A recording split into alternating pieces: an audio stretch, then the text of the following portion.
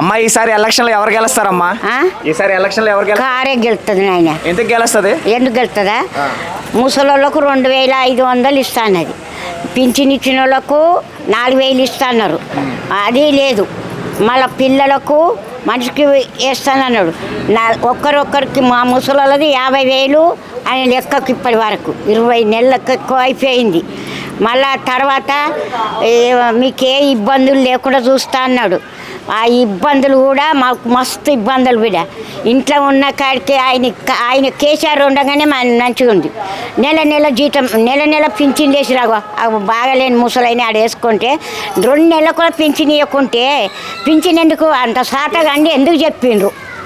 ఉన్నదే తిందుము, ఆ దొడ్డు గంజే తిందుము. కేసీఆర్ ఇచ్చిందే ఎప్పుడు బతుకమ్మ పండుగ ముందుకు బట్టలు ఇచ్చేటోడు, ఇంటి ఆడ రేషన్ షాప్ మీద అప్పయ్యేటోడు, అది లేదు.